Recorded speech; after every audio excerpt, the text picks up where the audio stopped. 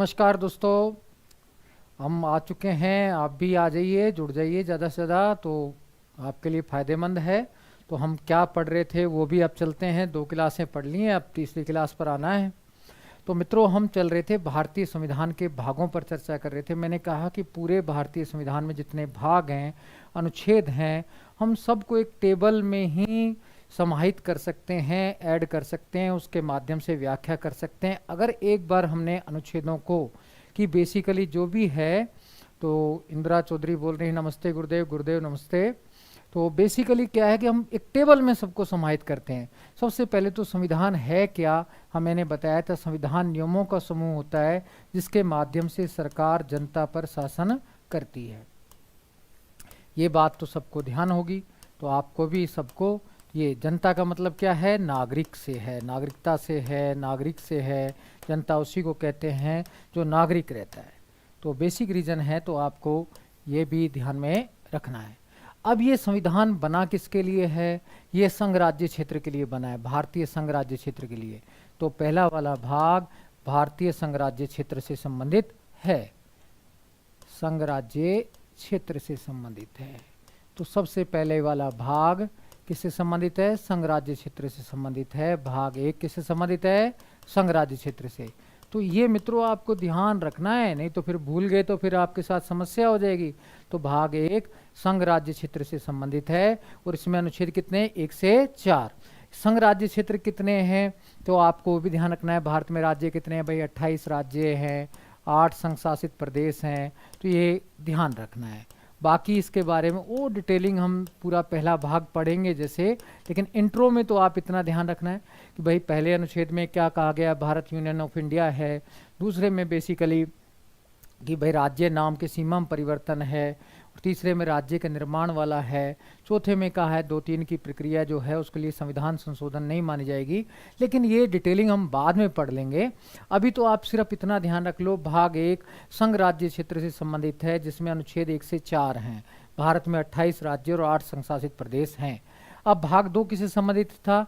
नागरिकता से संबंधित है। भाग 2 नागरिकता से संबंधित है, तो ये आपको ध्यान रखना है। इसमें 5 से 11 तक अनुच्छेद हैं मित्रों, ये भी आपको ध्यान रखना है।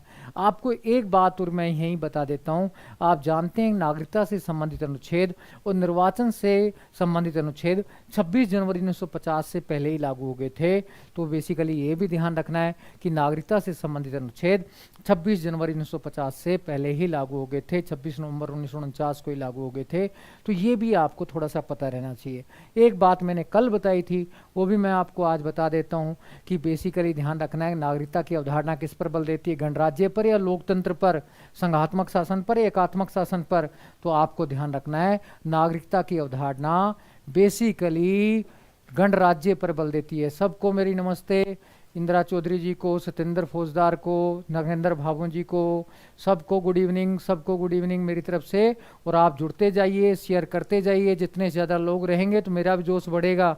चाहे मैं तबीयत खराब होने के बाद 3 महीने बाद आपके साथ आया हूँ, लेकिन आप थोड़ा सा और अपने आप को जोशीला बना के काम कीजिए। और इसमें कोई चीज़ छोटी और बड़ी नहीं होती, सब क्वेश्चन बराबर नंबर के होते हैं। तो आपको छोटी छोटी बातें भी याद रहनी चाहिए, ज्ञान कभी कहीं नहीं जाता। तो आपको थोड़ा जोश के साथ आना होगा। आप युवा भी हैं तो आप तो बहुत ही ज़्यादा इंटेलिजेंट है। वेरी गुड, इंदिरा चौधरी जी लिख रही गणराज्य से, बहुत अच्छी बात की। तो भाग 2 आपने पढ़ लिया। फिर मैंने बताया था जनता के पास क्या होते हैं। जनता के पास कुछ नहीं होते हैं, जनता के पास 2 ही चीज़ें होती है, एक अधिकार, एक कर्तव्य। ये कल मैंने बताया भी था, लेकिन आपको ध्यान है तो दोबारा रिपीट कर देता हूँ कि जनता के पास, नागरिक के पास 2 ही चीज़ें रहती हैं, अधिकार और कर्तव्य। लेकिन मैंने बताया था हमारे यहाँ अधिकारों को 2 भागों में बांटा गया था। उसका कारण था हम 250 वर्षों तक अंग्रेजों के अधीन रहे थे। तो भारत जब 1947 में 26 जनवरी 1950 को हमारा संविधान लागू हुआ या 47 में आज़ाद हुआ, उस समय हमारी स्थिति इतनी अच्छी नहीं थी कि हम जनता को सारे अधिकार दे सकें। इसलिए हमारे संविधान निर्माताओं ने अधिकारों को 2 भागों में बांट दिया। एक फंडामेंटल राइट जिनको कहते हैं मौलिक अधिकार, दूसरे डीपीएसपी जिन्हें कहते हैं राज्य के नीति निदेशक तत्व। जो फंडामेंटल राइट हैं वो तो वाद योग्य हैं वो तो तुरंत प्राप्त हैं। अगर ये हमें प्राप्त नहीं होते तो हम न्यायालय में जा सकते हैं, सर्वोच्च न्यायालय में अपील कर सकते हैं, अनुच्छेद 32 के तहत और 226 के तहत हाई कोर्ट में अपील कर सकते हैं, चुनौती दे सकते हैं, सरकार के विरुद्ध कार्रवाई कर सकते हैं। तो फंडामेंटल राइट तो हमें प्राप्त हो गए थे 26 जनवरी 1950 से ही, और आज तक हमें प्राप्त हैं। अगर ये कहीं भी इसमें कोई दिक्कत आती है तो हम सर्वोच्च न्यायालय जा सकते हैं। दूसरे डीपीएसपी हैं। डीपीएसपी है राज्य के नीति तत्व। इसमें बेसिकली रोटी कपड़ा मकान रोजगार का अधिकार, काम का अधिकार, ऐसे अधिकार हैं जो सकारात्मक अधिकार हैं, लेकिन ये हमें प्राप्त नहीं है। ये भविष्य लक्ष्य अधिकार है। इसमें कहा गया जैसे जैसे भारत का विकास होगा तो आपको नवीन अधिकार मिलेंगे। तो वास्तव में नवीन अधिकार मिल भी रहे हैं हमें। जैसे अभी शिक्षा का अधिकार मिला है 6 से 14 वर्ष वाला, पहले ये 6 से 14 वर्ष वाला डीपीएसपी में था और आज 21 अनुच्छेद 21 ए के तहत मौलिक अधिकार में शामिल हो गया है। ऐसे मनरेगा में चल रहा है काम का अधिकार, अभी वो भी धीरे धीरे जब हमारा विकास पूरा हो जाएगा तो उसको भी हम मौलिक अधिकारों में कन्वर्ट कर देंगे। तो हमारी सरकार ऐसी कोशिश कर रही है। तो बेसिकली ये भाग 4 में डीपीएसपी हैं, भविष्य लक्ष्य अधिकार हैं। तो आपको ध्यान रखना है भाग 4 में 4 कहाँ से स्टार्ट होगा, जो भाग 3 कहाँ से शुरू होगा। भाग 3 तो है 12 से 35 तक। भाग 3 मौलिक अधिकार किसमें है, भाग 3 में है 12 से 35 तक। और भाग 4 कहाँ से शुरू होगा, 36 से। तो आपको सीक्वेंस से ध्यान रखना है, इसमें कंफ्यूजन नहीं करना है। भाई भाग 1 में संघ राज्य क्षेत्र है, 1 से 4 अनुच्छेद हैं। भाग 2 में नागरिकता है, अनुच्छेद 5 से 11 तक है। अब सिंपली आपसे पूछ ले कि बेसिकली अनुच्छेद 5 से संबंधित प्रावधान है, 4 विकल्प हों तो नागरिकता से संबंधित होगा, वही नागरिकता से संबंधित विकल्प ही होगा 5 वाला। तो ऐसे मौलिक अधिकार के बारे में आ जाए 4-5 अनुच्छेद दे दे तो आप ये तो लगा सकते हैं 12 से 35 वाले अनुच्छेद हैं। और डीपीएसपी वाले कौन से, 36 से 51 वाले हैं। तो आपको ये ध्यान रखना है भाग 4 में डीपीएसपी हैं। भाग 4 ए में बेसिकली मौलिक कर्तव्य दे रखे हैं। ये मित्रों मौलिक संविधान में नहीं थे मौलिक कर्तव्य, ये बाद में 42वें संशोधन अधिनियम 1976 में द्वारा जोड़े गए थे, इंदिरा गांधी जी के समय जोड़े गए थे। पहले 10 मौलिक कर्तव्य जोड़े गए थे स्वर्ण सिंह समिति की सिफारिश पर, बाद में फिर 86वें संशोधन अधिनियम द्वारा, जिसमें जो शिक्षा का प्रारंभिक शिक्षा का अधिकार मौलिक अधिकार बनाया गया, उसी में बेसिकली 11वां मौलिक कर्तव्य जोड़ा गया कि गार्जियन का दायित्व है, माता पिता का दायित्व है कि अपने बच्चों को पढ़ाएगा। तो के वाला जो 11वां है मौलिक कर्तव्य 86वें संशोधन अधिनियम द्वारा जोड़ा गया था। अब कितने मौलिक कर्तव्य हैं, 11 हैं।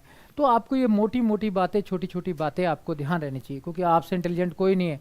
इंदिरा चौधरी बहुत अच्छा बोल रहे हैं, अनिष्का मीना जी बोल रहे हैं 12 से 35 बिल्कुल सही है, वेरी गुड। इंदिरा चौधरी 36 से 51 डीपीएसपी बिल्कुल सही है। 51 ए में है बेसिकली मौलिक कर्तव्य। तो 11 जो मौलिक कर्तव्य हैं इसमें एक ही अनुच्छेद है 51 ए, ये आपको ध्यान रखना है, बिल्कुल सही है, ठीक है ना। बहुत अच्छा, वेरी गुड वेरी गुड, बहुत अच्छा आप कमेंट कर रहे हैं। बस इसको शेयर करते जाओ, अपने दोस्तों से कहो क्लास में जुड़ जाएं, आपको नॉलेज बढ़ेगी घटेगी नहीं, मैं वादा करता हूं। और मैं इसमें गहन नॉलेज भी दे दूंगा, लेकिन आप जुड़ेंगे तभी तो देंगे ना। तो आप जुड़ेंगे नहीं, आप बोलेंगे नहीं हम तो कैसे जुड़े हैं, आपके पास तो समय नहीं है सर, हम शाम को तो ये करते हैं। तो आप कुछ नहीं, अच्छे से आप जुड़े। अब उसके बाद हम देखते हैं सरकार वाला भाग, देखते हैं जो देखते हैं सरकार में क्या क्या आएगा। मैंने आपको बताया था अगर हम मोटी निगाह से देखते हैं, मतलब एक 10वीं क्लास के 11वीं क्लास के 12वीं क्लास के बच्चे से देखें, तो भारत में सरकार के 3 रूप देखने को मिलते हैं, केंद्र सरकार, राज्य सरकार, स्थानीय सरकार।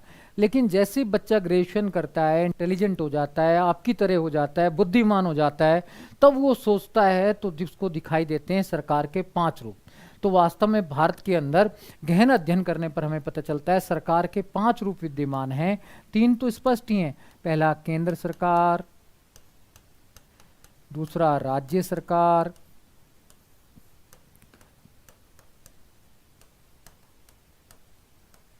तीसरा देखें तो इसमें बेसिकली आपको नजर आएगा यूटी, केंद्र शासित प्रदेश शासन, केंद्र शासित प्रदेश जिसको यूटी भी कहते हैं, डरना नहीं, दिल्ली पांडिचेरी वाला क्षेत्र है।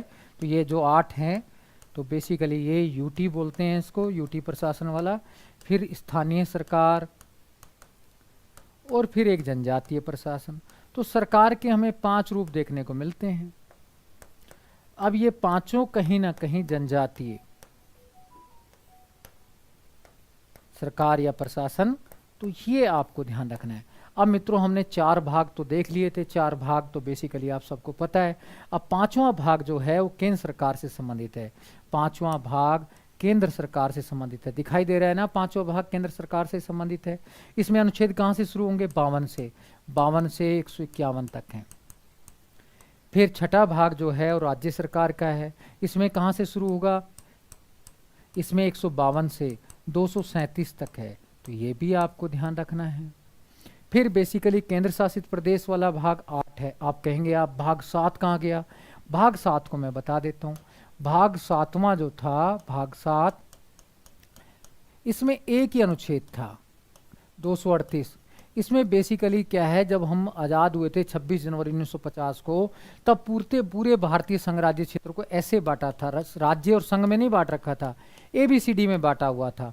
वैसे भी आप राजस्थान वाली किताब में पढ़ेंगे तो पहले आता था राजस्थान B वाले भाग में, अजमेर वाला C भाग में।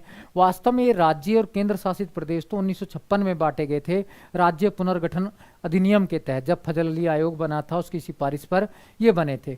तो 7वें भाग को 7वें संशोधन अधिनियम द्वारा 1956 द्वारा निरसित कर दिया गया। निरसित करने का मतलब है निकाल दिया गया, 1956 द्वारा निरसित कर दिया। अब ये डरना मत, आप कहेंगे सर ये निरसित क्या शब्द है? निरसित का शुद्ध हिंदी बनता है, वैसे सरल हिंदी बनता है निकाल दिया गया। पहले था ये ABCD वाला, अब नहीं है। इसमें एक ही अनुच्छेद है जो आज खाली पड़ा है, वैकेंट है। अगर आप डायरेक्ट देखेंगे तो ऐसे बिंदी बिंदी बिंदी बनी हुई है, तो आपको ये ध्यान रखना है। अब इसमें गड़बड़ नहीं करना। अब आपसे पूछेगा 238 में अनुच्छेद में क्या प्रावधान है कुछ नहीं था। इसमें ABCD में पूरे भारतीय संघ राज्य क्षेत्र को बांट रखा था, इसे 7वें संशोधन अधिनियम 1956 द्वारा निरसित कर दिया गया। अब ये बात तो आपको समझ आ गई होगी। वेरी गुड, अनिष्का जी बोल रही हैं, इंदिरा चौधरी जी भाग 6 राज्य सरकार, वेरी गुड।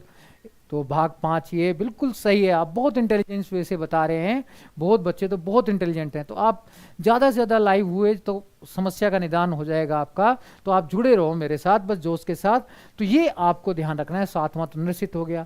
अब भाग 8 में है केंद्र शासित प्रदेश। भाई दिल्ली पांडिचेरी की चर्चा कौन से भाग में है? अब सिंपल क्वेश्चन आ जाता है। अंडमान निकोबार की चर्चा किस में है? दादर नगर हवेली दमन द्वीप की चर्चा कौन से भाग में है? तो 8वें भाग में है। तो 8वें भाग कहाँ से शुरू होगा? भाग 8 शुरू होगा कहाँ से? 238 तो ये था 7वां, इसमें एक ही अनुच्छेद था। 239 से शुरू होगा, 242 तक है। वेरी गुड, तो ये आपको ध्यान में रखना है। तो ये केंद्र सरकार, राज्य सरकार और केंद्र शासित प्रदेश मैंने बताया आपको।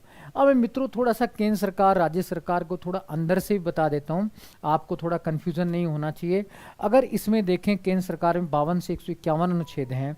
अब हम और अंदर डिटेलिंग में जाने की सोचें तो सबसे पहले जो अनुच्छेद हैं वो कार्यपालिका से संबंधित है। सबसे पहले अनुच्छेद कार्यपालिका से संबंधित है। फिर उसके बाद 52 से 78 तक कार्यपालिका से संबंधित है, यानी कि राष्ट्रपति, उपराष्ट्रपति, मंत्रिपरिषद, प्रधानमंत्री, इससे संबंधित अनुच्छेद है 52 से 78। फिर विधायिका से संबंधित है। विधायिका का मतलब है यहाँ संसद से संबंधित। संसद से संबंधित कहाँ से अनुच्छेद शुरू होंगे? 79 से, ये 1, 2, 3 तक है। तो आपको ये भी थोड़ा सा क्लेरिफिकेशन ध्यान रखना चाहिए। अब सिंपल आ जाए, आपके लोकसभा की चर्चा है अनुच्छेद 52 में या 81 में, तो आपको ध्यान रखना है कि विधायिका की चर्चा 79 से शुरू होती है। तो आप आसानी से बेसिकली क्या है ये कर सकते हैं। तो ये सारा ध्यान में रखना है, तो आपको सारा मिल जाएगा। एक PSN एजुकेशन ने राष्ट्रमंडल की एक परंपरा के अनुसार देश ब्रिटिश राजा रानी राष्ट्राध्यक्ष मानते हैं। नहीं, अब हमारे यहाँ कोई राष्ट्र राज्य नहीं है। अब हमारे भारत का तो अलग सिस्टम है, बाकी दुनिया का छोड़ो, अब भारतीय संविधान पर आओ। अब राजा रानी नहीं चलता, अब हमारा तो राष्ट्रपति है, निर्वाचित होता है। तो बेसिकली क्या है, विधायिका से संबंधित अनुच्छेद 79 से 1, 2, 3 तक हैं। उसके बाद न्यायपालिका आएगी, यानी कि सर्वोच्च न्यायालय आएगा। सर्वोच्च न्यायालय से संबंधित अनुच्छेद कौन से? 124 से 147 तक हैं। अब कितने अनुच्छेद बच गए? देखो 4 बच गए, 148 से 151। ये कार्यपालिका से संबंधित हैं, इनको हम इधर जोड़ देते हैं, अलग से इसी में लिख देते हैं। ये भी कार्यपालिका का भाग है। इसमें कैग है। कैग क्या है? नियंत्रक व महालेखा परीक्षक, कंट्रोलर ऑडिटर जनरल। नियंत्रक महालेखा परीक्षक का नाम सुना होगा। तो कैग का प्रावधान है 148 से 151 तक। तो आपको ये डिवीजन भी थोड़ा सा ध्यान रखेंगे तो आप अच्छे से हल कर पाएंगे। दीपक कुमार धाकड़ जी कह रहे आर्टिकल 53 के करिए, पालिका की पावर प्रेसिडेंट में है, बिल्कुल सही कहा। कार्यपालिका शक्ति राष्ट्रपति में निहित है, 53 में कहा गया है, बिल्कुल सही है। 52 में कहा गया है भारत का एक राष्ट्रपति होगा, बिल्कुल दीपक कुमार जी आप सही कर रहे हैं। लेकिन अभी हम इनको थोड़ा मोटा मोटा पढ़ें, फिर अंदर जाके एक एक भाग को पढ़ेंगे, तो हमें बहुत गहन अध्ययन करना है। अभी तो शुरुआत है, अभी आप टेंशन क्यों ले रहे हैं धाकड़ जी? तो आप धाकड़ हैं, धाकड़ वैसे ही पढ़िए, शाबाश, वेरी गुड। तो आगे देखते हैं, राज्य सरकार को भी ऐसे क्लेरिफिकेशन कर सकते हैं। इस राज्य सरकार में पहले प्रावधान किससे हैं? कार्यपालिका से संबंधित होंगे, फिर विधायिका से संबंधित होंगे, फिर सर्वोच्च न्यायालय से संबंधित होंगे। तो इसको भी मैं पेश करके बता देता हूं आपको। राज्य सरकार में पहले क्या है? कार्यपालिका से संबंधित अनुच्छेद हैं, फिर विधायिका से संबंधित होंगे, और फिर न्यायपालिका। न्यायपालिका में उच्च न्यायालय और जिला न्यायालय आ जाएगा। तो ये आपको थोड़ा थोड़ा सा ध्यान रखना है, इसमें गड़बड़ नहीं करनी है। उच्च न्यायालय व जिला न्यायालय आ जाएगा, यानी कि 152 से 167 तो इधर आएगा, फिर 168 से 213 इधर आएगा विधायिका वाला, और 214 से 237 जो हैं उसमें उच्च न्यायालय और जिला न्यायालय का प्रावधान है। 237। तो ये भी आपको डिवीजन ध्यान रखना चाहिए, यानी कि राज्यपाल, मुख्यमंत्री और मंत्री परिषद, राज्य की मंत्री परिषद, और जो भी है तो एडवोकेट जनरल वगैरह, वो सब कार्यपालिका 152 से 167 अनुच्छेद में। और राज्य विधानमंडल की चर्चा 168 से 213 तक है, इसकी प्रक्रिया वगैरह सब। उच्च न्यायालय व जिला न्यायालय की चर्चा जो है वो अनुच्छेद 214 से 237 तक है। तो ये डिवीजन भी क्लियर होना चाहिए। कई बार अनुच्छेद पूछता है या मिलान करने के लिए देता है, तो आपके कुछ क्वेश्चन तो यहीं से होने लग जाते हैं। इंदिरा चौधरी जी, गुरुदेव, बिल्कुल सही, आप बहुत अच्छा, कई लोग कर रहे हैं, बहुत अच्छा, वेरी गुड। तो आप इसमें लगातार लगे रहिए, तो आपको ये डिवीजन भी क्लियर हो जाना है। तो इस प्रकार से मैंने आपको भाग 5, 6 और 7 बता दिया। अब और 8 भी बता दिया, केंद्र शासित प्रदेश वाला। केंद्र शासित प्रदेश वाले कौन से अनुच्छेद हैं? 239 से 242। तो आपसे दिल्ली वाला पूछे, पांडिचेरी वाला पूछे, तो आप बता देना ये अनुच्छेद हैं। तो उसके बाद हम भाग 9 स्थानीय वाला और जनजातीय वाला करते हैं। तो देखिए, इसको भी करने की कोशिश करते हैं।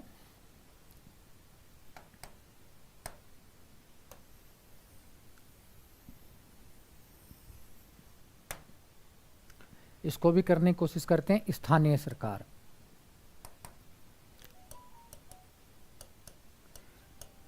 अब स्थानीय सरकार का जो है भाग 9 है बेसिकली, तो इसमें अनुच्छेद 1 ही है 243, भाग 9 से संबंधित है, अनुच्छेद 1 ही है 243। अब इसको भी हम 3 भागों में बांट सकते हैं। पहला सिंपली भाग 9 में है 243 ए से ओ, यानी कि अनुच्छेद 243 ए से ओ तक, यानी कि 243 ए बी सी डी से लेकर ओ तक हैं, 15 अनुच्छेद हैं। तो ये ध्यान रखना है, ऐसे सब पार्ट है 243 के। इसमें पंचायती राज की चर्चा है। पंचायती राज तो जानते हैं ना, जिसे तृणमूल कांग्रेस भी कहते हैं, तृणमूल लोकतंत्र भी कहते हैं। अब डरना मत, तृणमूल लोकतंत्र क्या है? स्थानीय लोकतंत्र, तृणमूल लोकतंत्र, अब ये शब्द लेकर डरना मत। यानी कि भाग 9 में सिंपली क्या है? पंचायती राज की चर्चा है। तो ये आपको ध्यान रखना है। फिर 9th ए में शहरी स्थानीय स्वशासन है। 9th ए में शहरी स्थानीय स्वशासन है, तो ये भी आपको ध्यान रखना है। 9th ए में शहरी स्थानीय स्वशासन है,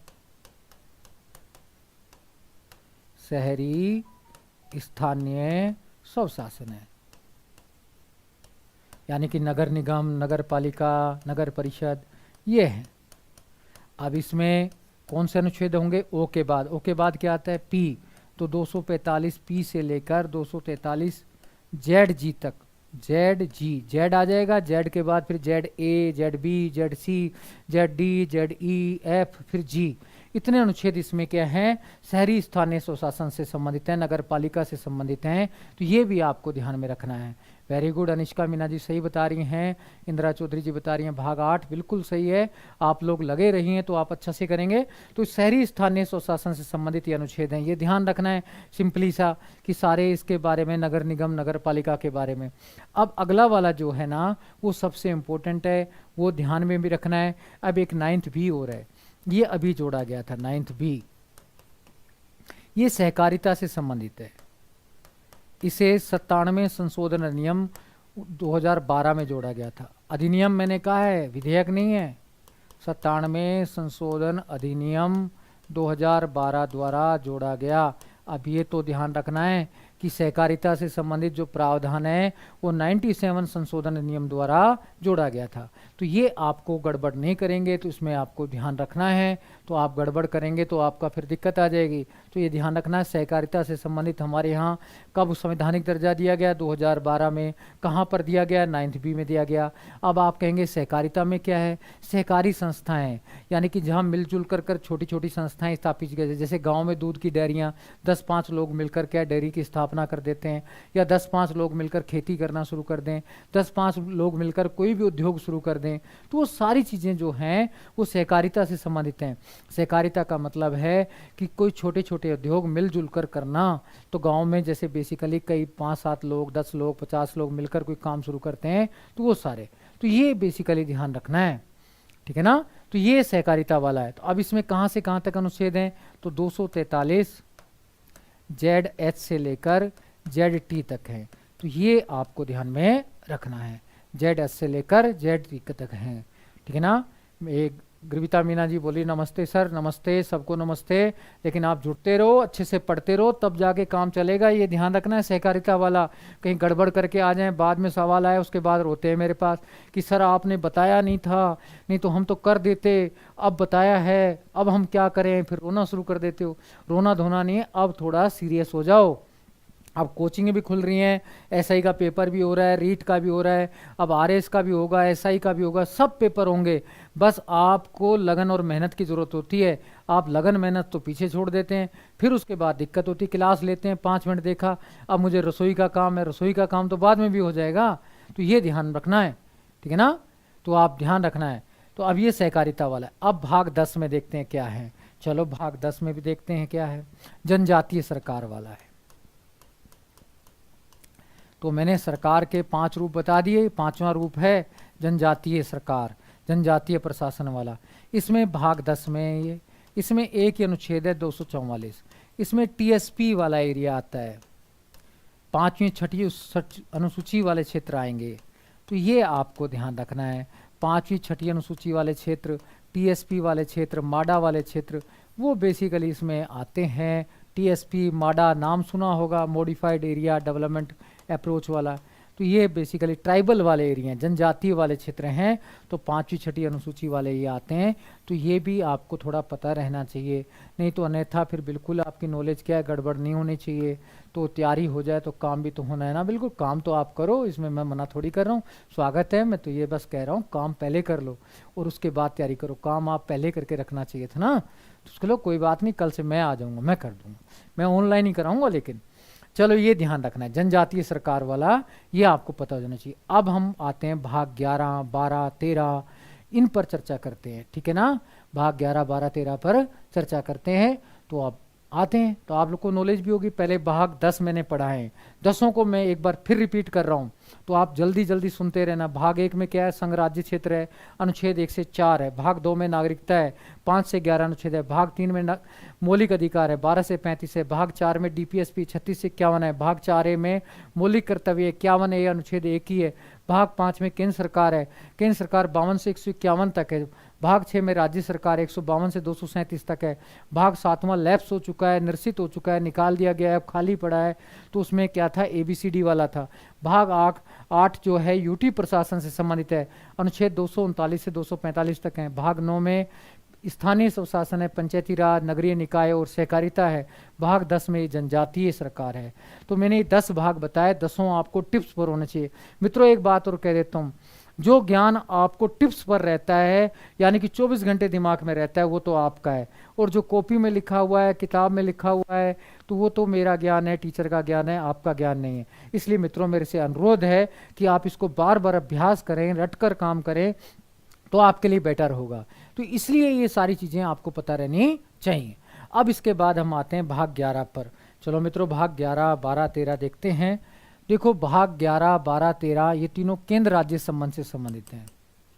केंद्र राज्य संबंध, केंद्र जानते हैं ना, मोदी और राज्य का मतलब गहलोत जी, इनके संबंध कैसे हैं? संबंध कैसे हैं सबको पता ही है आपके कैसे हैं, अच्छे हैं बेकार हैं? आज गहलोत जी तो बीमार हैं और मोदी जी तो ठीक हैं, अब गहलोत जी भी ठीक हो गए हैं। और चलता रहता है, नेता तो जितने बीमार हों, जनता बीमार नहीं होनी चाहिए, जनता स्वस्थ रहनी चाहिए और नेता भी बीमार नहीं होनी चाहिए, काम करें तो, ठीक है ना।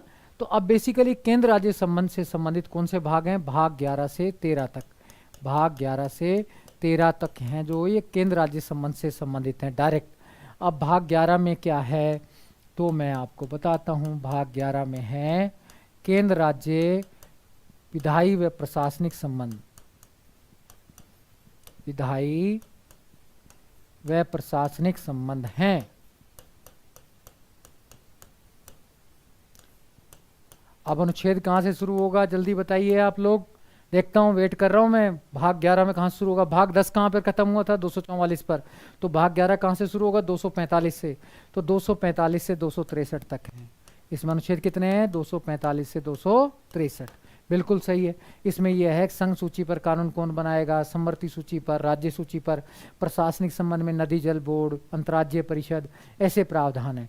तो ये आपको थोड़ा थोड़ा सा ध्यान रहना चाहिए। वैसे भी आप, मैंने कहा ना, बहुत इंटेलिजेंट हैं, बीए पास हैं सब लोग, ग्रेजुएट हैं, अब कोई भी नॉन ग्रेजुएट नहीं है आप में से, और बहुत इंटेलिजेंट है बस, लेकिन देखते कम हैं, वो एक बात एक अलग है। अब अगला देखते हैं मित्रों, भाग 12 में क्या है? भाग 12 में है केंद्र राज्य वित्तीय संबंध। ये वित्तीय संबंध है। ये कहां से शुरू होगा? ये 264 से लेकर 300 ए तक या कै तक, हिंदी में कै, वैसे ये 300 कै में क्या है? ये आपको सबको पता है, 300 कै में संपत्ति का कानूनी अधिकार है। कौन सा? संपत्ति का है। तो ये कसाना जी, हेमराज कसाना जी बोल रहे हैं 245 से 263, बिल्कुल सही है। धाकड़ जी बोल रहे हैं, बहुत बहुत अच्छे, वेरी गुड। तो ये बेसिकली आपको ध्यान रखना है। 300 में संपत्ति का अधिकार है। संपत्ति का अधिकार पहले एक मौलिक अधिकार था, लेकिन 44वें संशोधन नियम द्वारा इसे यहाँ जोड़ दिया 12वां भाग में। अब ये कानूनी अधिकार है। क्या अधिकार है? कानूनी। ये संवैधानिक अधिकार नहीं है, मौलिक अधिकार नहीं है, संपत्ति का एक कानूनी अधिकार है। तो ये भी आपको ध्यान रखना चाहिए कि संपत्ति के अधिकार की चर्चा 300 ए में है या 300 का में है, तो ये ध्यान रखना है। अब भाग 13 में क्या है? भाग 13 में भी ध्यान रखते हैं मित्रों। भाग 13 में केंद्र राज्य व्यापार वाणिज्य संबंध। इसमें व्यापार वाणिज्य संबंध हैं, यानी कि व्यापार कैसे करेंगे, उसमें कौन कौन से अधिकारी चाहिए, कब कब टैक्स लगेगा, ये सारी चर्चाएं हैं केंद्र राज्य व्यापार वाणिज्य संबंध को लेकर है। इसमें अनुच्छेद कहाँ शुरू होंगे? 301 से 307, 7 ही अनुच्छेद हैं, ये भी आपको ध्यान रखना है। तो बस ये बातें सारी आपको ध्यान रखनी है, तो इसमें गड़बड़ नहीं करनी है। तो बेसिकली ये सारी बातें बिल्कुल। भागीरथ जी, मेघावंशी जी आ गए हैं, गुड इवनिंग सर जी, गुड इवनिंग, गुड इवनिंग। सब बहुत अच्छे बच्चे हैं, बहुत इंटेलिजेंट हैं। तो व्यापार वाणिज्य से संबंध में भाग 13 में चर्चा है। तो भाग 11, 12, 13, 24 घंटे अपने टिप्स पे रखो मित्रों, तब आपको ध्यान रखेगा। आप बहुत इंटेलिजेंट बच्चे, इंटेलिजेंट बच्चों की तरह काम करेंगे। भाग 11 में क्या है? केंद्र राज्य विधायी प्रशासनिक संबंध दोनों हैं, गड़बड़ नहीं करना, कहीं खाली विधायी संबंध लिख लें। विधायी व प्रशासनिक संबंध दोनों हैं, 245 से 263। फिर वित्तीय संबंधों की चर्चा है 264 से 300 ए। अब ये जीएसटी वाला कानून भी इसमें वित्तीय संबंध में, बस इनकम टैक्स वाला भी इसी में, सब ये कानून जो वित्त वाले हैं ये सारे इसी में। आप पूछेंगे जीएसटी का प्रावधान कौन से भाग में? भाग 12 में। इसमें क्या है? वित्तीय संबंध है केंद्र राज्य का। जीएसटी केंद्र राज्य में कैसे होगा? ये पूरा इसी में दे रखा है, तो आप इसमें कंफ्यूज नहीं होना। व्यापार वाणिज्य संबंध, एक राज्य से दूसरे राज्य में माल आएगा, टैक्स कौन सा लगेगा, टोल टैक्स लगेगा, ये लगेगा, तो बेसिकली वो सारा व्यापार वाणिज्य संबंध की चर्चा 301 से 307 में। तो मेरे हिसाब से एक भाग 11, 12, 13 आपको क्लियर हो गए होंगे। तो आप जैसे इंटेलिजेंट बच्चों को, तो ये आपको ध्यान में रखना है। अब हम भाग 14 पर आते हैं। भाग 14 पर भी आते हैं, 15 पर। अब मैं दो भाग लेके चलूंगा, भाग 14, 15, क्योंकि बहुत ज़्यादा लेके चलेंगे ना तो आप कंफ्यूज हो जाएंगे, और आपको कंफ्यूज नहीं करना। मैं इतने इंटेलिजेंट बच्चों को कैसे कंफ्यूज कर सकता हूँ? तो आप जैसे इंटेलिजेंट बच्चों को बिल्कुल कंफ्यूज नहीं करेंगे, तो आप दो लेके चलते हैं। अब 14 और 15 लेके चलते हैं खाली। चलो एक लेते हैं भाग 14। भाग 14 को ऐसे लिखेंगे ना रोमन में, भाग 14, ये भाग 15। चलो आराम से लेके चलते हैं, क्या परेशानी, बहुत अच्छे बच्चे हैं आप। तो भाग 14 में है सिविल सेवा। देखो मित्रों, कई बार मैं नॉर्मली थोड़ा हंस कर बता देता हूँ, सिविल सेवा में आईएएस आईपीएस ये आरएएस ये अफसर आते हैं सिविल सेवा ये वाले, तो वैसे भी कहते हैं ये चौधराहट ज़्यादा करते हैं, तो कहते हैं 14 में चौधराहट से संबंधित प्रावधान है, ठीक है ना। अब भाग 14 कहाँ से शुरू होगा, 13 कहाँ पर खत्म हुआ था, 307 पर, तो ये 308 से शुरू होगा, 308 से 323 तक है, ये आपको ध्यान में रखना है। इसमें क्या आएगा, आईएएस आरएएस आईपीएस ये सारे जितने भी हैं राज्य और केंद्र सिविल वाले केंद्रीय सेवा वाले सब की चर्चा इसी में। फिर यूपीएससी आरपीएससी इसकी चर्चा भी है, यूपीएससी आरपीएससी की चर्चा 315 अनुच्छेद में है। ये कहा गया यूपीएससी आरपीएससी, अब इनके सदस्य कैसे बनेंगे, उनकी नियुक्ति कैसे होगी, 316 में चर्चा है, तो हम डिटेल में पढ़ेंगे। लेकिन आपको ये तो ध्यान रहे कि ये आईएएस आरएएस यूपीएससी आरपीएससी कौन से अनुच्छेद में या कौन से भाग ही पता लग जाए, तो 14 भाग में चर्चा है। संविधान के 14वें भाग में यूपीएससी आरपीएससी आईएएस आरएएस के बारे में चर्चा की गई है, ये तो ध्यान रखें, तो आपको कभी तो क्लियर होगा। और आप भी आरएस बनने जा रहे हैं, अब पूछे कि आरएस है ही कौन से भाग में, तो बता देना 14 में चौधराहट करते हैं हम, तो ये आपको पता रहना चाहिए। तो ये बेसिकली 315 में कहा गया यूपीएससी और आरपीएससी होगी, 316 में इनके सदस्यों की नियुक्ति है। अब आप भी पहले आरएस बनेंगे, फिर धीरे धीरे प्रमोट होकर आईएएस बनेंगे या डायरेक्ट भी आईएएस बन जाएंगे, फिर एक दिन यूपीएससी के मेंबर ही बनेंगे, आरपीएससी के मेंबर ही बनेंगे, तो धीरे धीरे आपका विकास होता जाएगा, तो आप टेंशन नहीं लेना। तो भाग 14 तो आपको क्लियर हो गया होगा। अब भाग 15 में क्या है, इसमें निर्वाचन या चुनाव है, इसमें चुनाव आयोग के बारे में है, निर्वाचन या चुनाव के बारे में है, तो यानी कि मतदाता सूची के बारे में प्रावधान, चुनाव आयोग के प्रावधान, केंद्रीय चुनाव आयोग हो चाहे राज्य चुनाव आयोग हो, इन सब की चर्चाएं इसमें की गई हैं निर्वाचन वाले भाग में 15 में। ये कहाँ से शुरू होगा, 324 से 329 तक है। 324 में कहा गया है भारत का एक निर्वाचन आयोग होगा, 324 में भारत के निर्वाचन आयोग केंद्रीय निर्वाचन आयोग के बारे में चर्चा भी की गई है। तो मित्रों ये मोटी मोटी बातें तो ध्यान रखना है। मतदाता सूची का बेसिकली 326 में 18 साल वाले वोटिंग का ये तो हमको पता है, लेकिन हम डिटेल में आगे पढ़ेंगे। लेकिन वैसे भी थोड़ा थोड़ा सा हम सबको ध्यान रहना चाहिए भाई कौन सा किस में क्या है। तो भाग 15 में निर्वाचन के बारे में आपसे सिंपल पूछे कि मताधिकार का जो है प्रावधान कौन से भाग में, तो भाई 15वें में है। निर्वाचन आयोग कौन से भाग में, भाई 15वें में है। कम से कम इतना तो आप बोलने रखे रहें, तभी तो आपका काम चलेगा। तो आप जैसे इंटेलिजेंट जो बच्चे हैं ये जुड़े रहेंगे, लगातार देखते रहेंगे, तब तो काम चलेगा। लेकिन आप लोग पता नहीं क्या नींद में है अभी भी, आप आराम से चाय वाय पीते रहो और देखते रहो वहाँ कौन सा देख रहा है। ऑफलाइन में तो मैं चाय नहीं पीने देता हूँ, लेकिन ऑनलाइन में तो आप आराम से चाय नाश्ता कुछ भी कर सकते हैं, पूरी छूट के साथ हैं आप लोग। फिर भी पता नहीं चाय नाश्ता तो मैं मांग भी नहीं सकता आपसे, लेकिन अब देखो जैसे भी है। तो आप इसको ये ध्यान रखना, भाग 15 में निर्वाचन है। अब हम भाग 16 पर आते हैं। अब मैं 16 को थोड़ा सा अलग से ही बता देता हूँ, तो आप इसमें टेंशन नहीं लेना है। भाग 16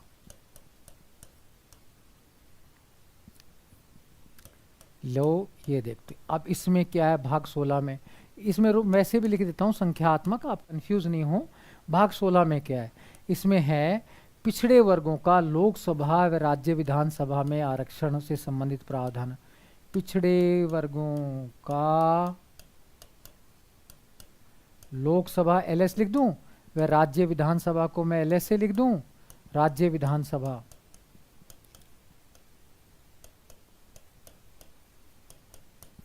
में आरक्षण से संबंधित प्रावधान है। अब मित्रों इसमें कौन से अनुच्छेद कहाँ से शुरू होगा, 15वां जो भाग था 329 पे खत्म हुआ था, तो ये 330 से शुरू होगा, 330 से 342 तक है। तो ये आपको ध्यान रखना है कि भाई 330 से 342 तक है।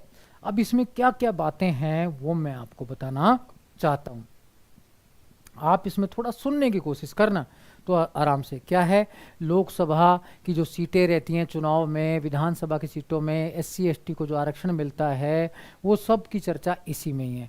आपको पता है राजस्थान में बहुत सारी लोकसभा की सीटें, जैसे भरतपुर की सीट है तो एससी के लिए आरक्षित है, ऐसे कुछ सीटें टोंक सवाई माधोपुर की एसटी के लिए आरक्षित है, तो ऐसे बहुत सारी सीटें आरक्षित हैं। तो वो आपको ध्यान रखना है भाई, जो सीटें आरक्षण का प्रावधान कौन से भाग में है, 16 में है। एससी एसटी का, एंग्लो इंडियन का भी इसी में था। तो अब इसमें क्या है, 331 में तो ये प्रावधान है कि भारत में 2 एंग्लो इंडियन राष्ट्रपति लोकसभा में मनोनीत करेगा, ठीक है ना। 332 है। फिर 333 में बेसिकली राज्य विधानसभा में एक सदस्य मनोनीत करेगा। अगर किसी समुदाय का आरक्षण नहीं है तो राज्यपाल मनोनीत करेगा। 334 तो मैंने आपको परसों बताया था, कल भी बताया था। 334 में आरक्षण की अवधि को आगे बढ़ाना। तो अभी मैंने बताया था 104वां संशोधन अधिनियम पारित किया गया था 2020 में। 104वां संशोधन अधिनियम पारित किया गया था जिसमें प्रावधान किया गया कि आरक्षण 80 वर्ष तक रहेगा ये लोकसभा विधानसभा में, यानी कि 2030 तक रहेगा। तो SC ST का ये, लेकिन इसमें एक बात और ध्यान रखना है, 104वें संशोधन अधिनियम में एक प्रावधान और किया गया। इसमें जो एंग्लो इंडियन वाला प्रावधान था ना, ये हटा दिया कि इसमें कहा गया कि एंग्लो इंडियन के आरक्षण बढ़ाने की बात नहीं की गई।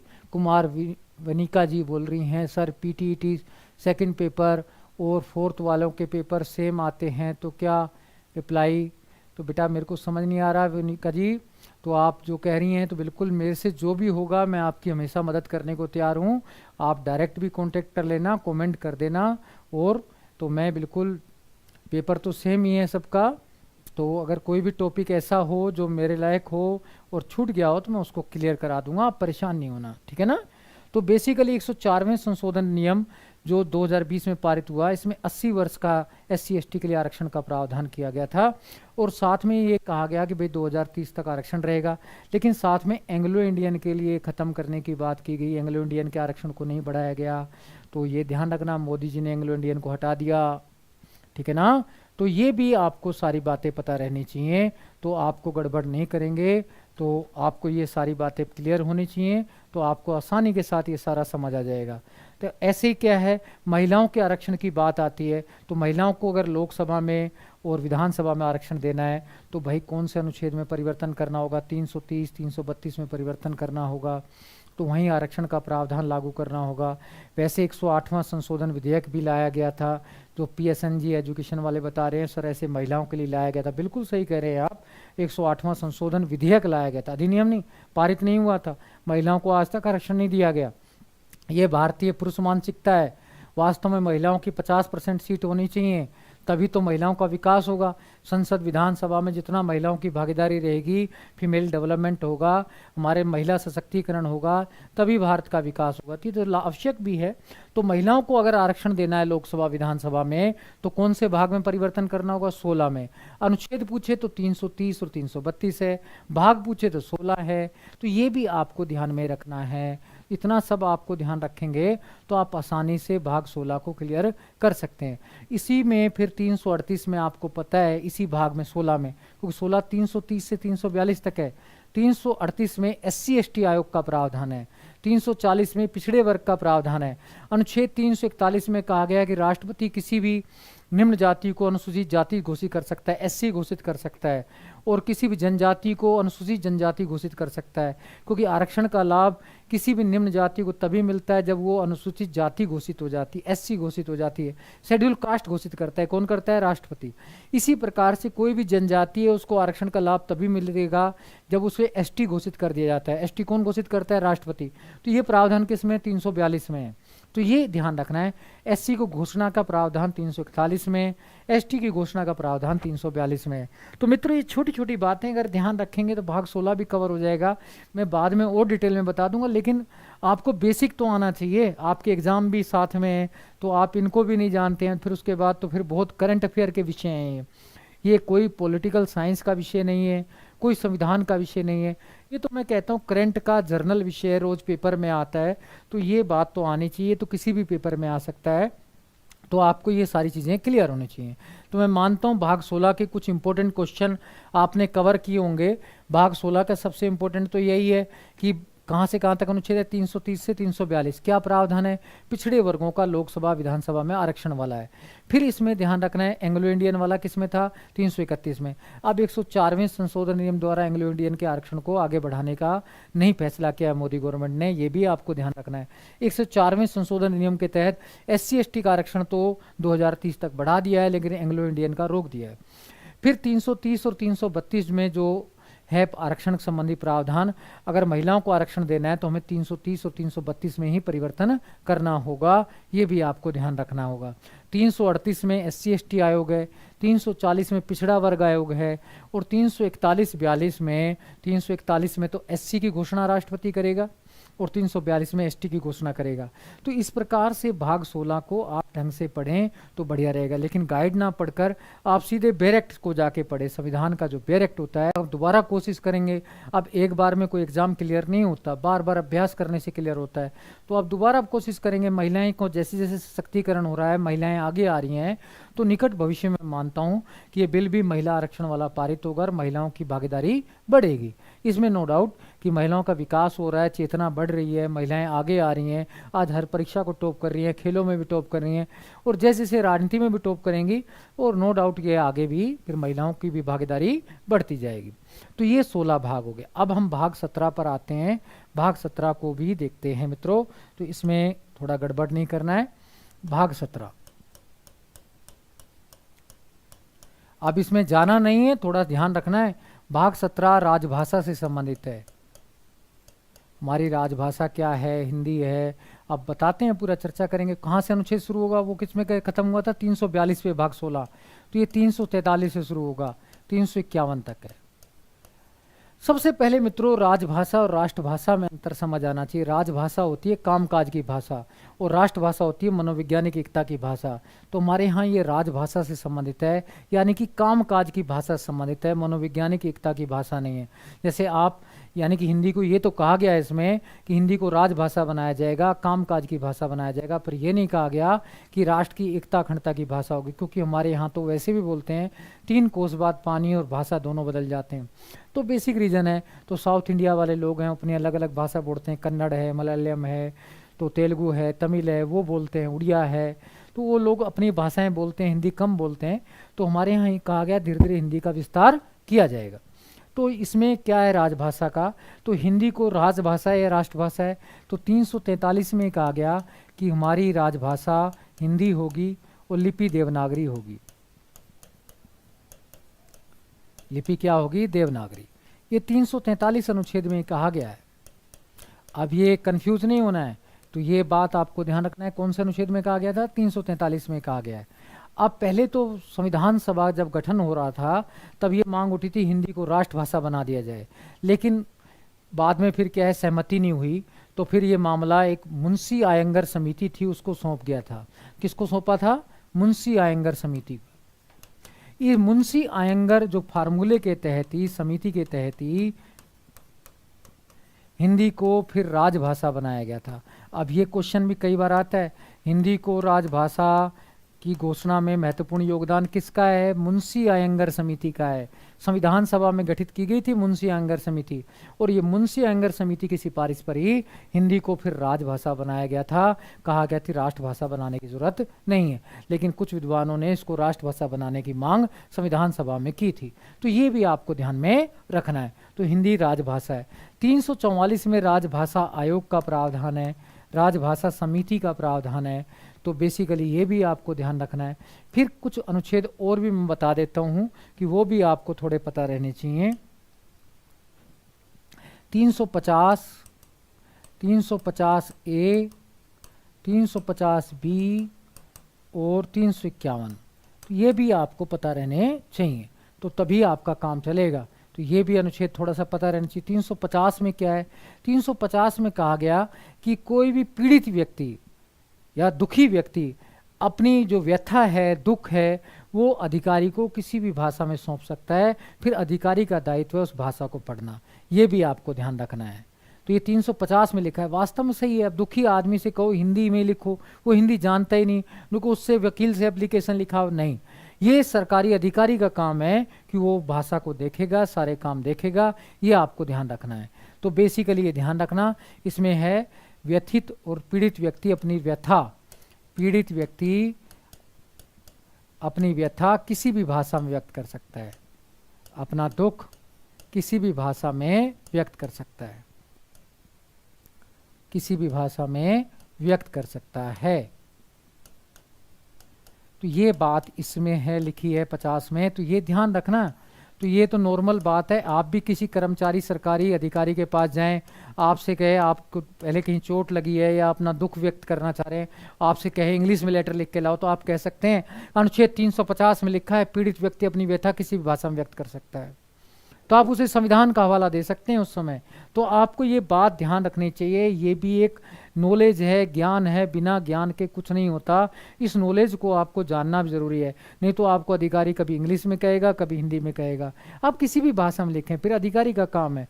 तो आप ये अपने अधिकार लेने के लिए, एक चैतन्य व्यक्ति बनने के लिए, पढ़े लिखे तो बहुत होते हैं लेकिन जानकार बहुत कम होते हैं, इसलिए आपको जानकारी ये अवश्य होनी चाहिए, ताकि आप कहीं भी सरकारी कार्यालय में जाएं तो आपको बाध्य ना किया जाए कि इसी भाषा में लेटर लिख के लाओ। 350 ए में कहा गया है कि वास्तव में प्रारंभिक शिक्षा को मातृभाषा में देना चाहिए। भाई किसी बच्चे को पढ़ाने के लिए जरूरी नहीं है सबको इंग्लिश मीडियम स्कूल में डाला जाए, बाध्य किया जाए, नहीं, उसको कोशिश करके मातृभाषा में शिक्षा दी जाए, उसकी जो भी मदर टंग है उसी में, क्योंकि वो आसानी से समझ जाएगा। तो बाध्य नहीं करना चाहिए, इंग्लिश मीडियम स्कूल में डालना चाहिए, ये करना चाहिए, तो वो ज़रूरी नहीं।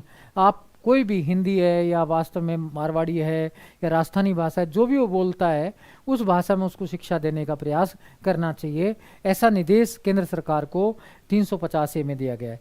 350 बी में कहा गया है एक भाषाई अल्पसंख्यक अधिकारियों का गठन की बात की गई है, कि जो अल्पसंख्यक भाषाएं हैं, जो कम भाषा बोली जाती हैं, उनको बढ़ावा देने के लिए एक अधिकारी नियुक्त केंद्र सरकार करेगी, ऐसा प्रावधान इसमें है। 351 में केंद्र सरकार को निर्देश दिया है कि वो हिंदी को बढ़ावा देने का काम करेगा। तो 351 में क्या है, हिंदी को बढ़ावा देने की बात है। तो ये सारे अनुच्छेद आपको पता रहेंगे तो आपका विकास होगा।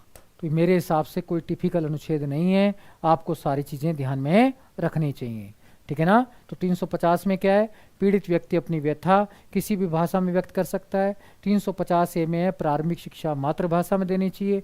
350 में भाषाई अल्पसंख्यक अधिकारी के बारे में प्रावधान है। 351 में हिंदी को बढ़ावा किसी भी भाषा में दिया जा सकता है। तो ये सारे प्रावधान हैं, तो ये सारे आपको ध्यान में रखने चाहिए। तो भाग 17 तक मैंने आपको आज बता देता हूँ और भाग 18 मैं कल बताऊँगा आपको। तो इसी के साथ मैं विदाई चाहता हूँ आज, लेकिन कल भाग 17 तक आपको पूरे याद रहने चाहिए। इसी के साथ विदाई चाहता हूँ। धन्यवाद। जय हिंद, जय भारत।